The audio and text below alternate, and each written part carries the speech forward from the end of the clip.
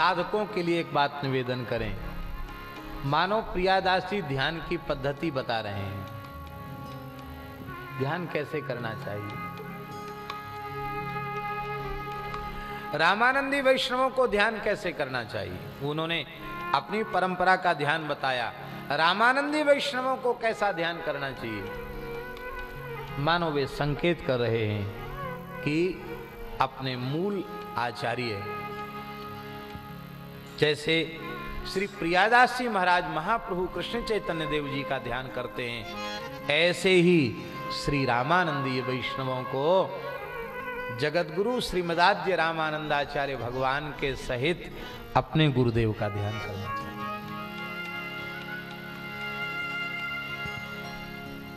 रामानंद स्वयं राम प्रादुर्भूतो मोहितले, साक्षात प्रभु श्री राम ही रामानंदाचार्य के रूप में धरती पर प्रकट हुए। सभी आचार्यों ने दक्षिण की धरती को अपने अवतरण से कृतार्थ किया।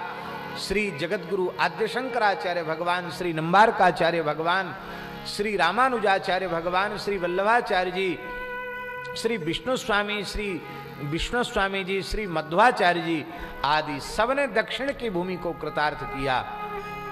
तो उत्तर की भूमि व्याकुल हो गई कि यहाँ केवल भगवान ही प्रकट होंगे, आचार्य दक्षिण में और भगवान सब उत्तर में। अरे एकाध तो ठाकुर जी को आचार्य रूप में यहाँ भी प्रकट होना चाहिए। तब तीर्थराज प्रयाग की धरती पर पुण्य सदन वाजपेयी के घर में श्री सुशीला अम्बा की दक्षिण कोख से माघ कृष्ण सप्तमी तिथि को अरुणोदय की वेला में भगवान श्री राम ही यतिराज श्री रामानंदाचार्य भगवान के रूप में अवतरित हुए। श्री रामानंदाचार्य भगवान का ध्यान राम जी का ध्यान दो नहीं है, चैतन्य महाप्रभु का ध्यान श्री कृष्ण का ध्यान दो नहीं है, महाप्रभु का ध्यान श्री कृष्ण का ध्यान है। ऐसे श्री रामानंदाचार्य जी का ध्यान साक्षात राम जी का ध्यान है। हम इस लाइव कथा के माध्यम से प्रार्थना करना चाहते हैं, भगवत स्वरूपों में भेद नहीं करना। भगवान के स्वरूपों में भेद करने से भगवत अपराध होगा, रामकृष्ण नारायण में भेद करने से भगवत अपराध होगा, आचार्यों में भेद करने से आचार्य अपराध होगा, भक्तों में संतों में भेद करने से वैष्णवापराध होगा। इन अपराधों से बचकर भजन करेंगे तभी सिद्धि होगी।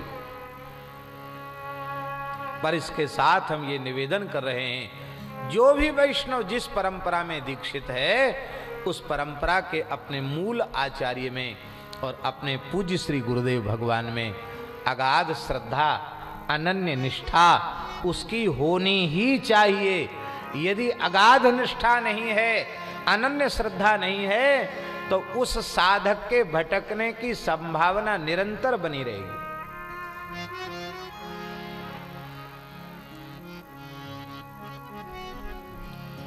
समर्पण तो भगवती पार्वती के जैसा होना चाहिए। ठीक है, आप लोग कहते हैं शंकर जी अवगुणों के धाम हैं और विष्णु भगवान गुणों के धाम हैं, पर मैं क्या करूं, जिसका मन जिससे लग गया उसी को तो उसी से काम है। हमारा मन भोले बाबा से लग गया तो लग गया तो लग गया। समर्पण बार बार नहीं होता, समर्पण एक बार होता है। इसलिए हम प्रार्थना कर रहे हैं इस लाइव कथा के माध्यम से कि प्रत्येक रामानंदीय वैष्णव के घर में जगतगुरु श्रीमदाद्य रामानंदाचार्य भगवान की छवि सेवा पूजा के स्थान पर अवश्य विराजमान होनी चाहिए। लोगों को पता ही नहीं हम किस परंपरा के हैं। हाँ, अवश्य होना चाहिए। हमारे यहाँ तो मंदिर में मलुक पीठ में जगतगुरु भगवान श्री रामानंदाचार्य का अष्टधातु का विग्रह विराजमान है। उनका नित्य स्नान होता है, उनका नित्य पूजन होता है, नित्य उनकी सेवा होती है। आचार्य चरण का ध्यान, गुरुदेव का ध्यान।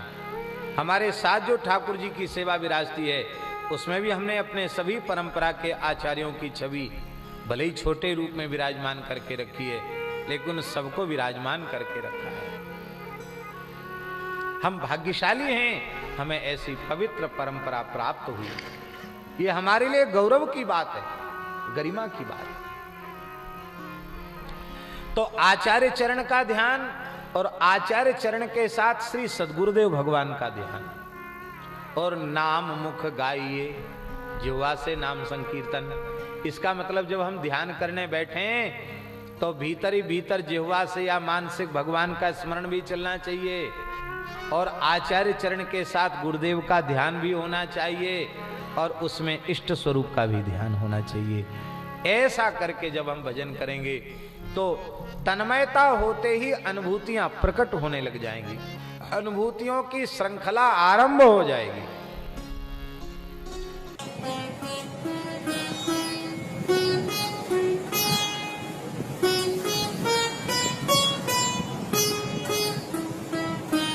श्री सीताराम प्रतिदिन सत्संग एवं दर्शन के लिए श्री महाराज जी के ऑफिशियल चैनल को जरूर सब्सक्राइब करें।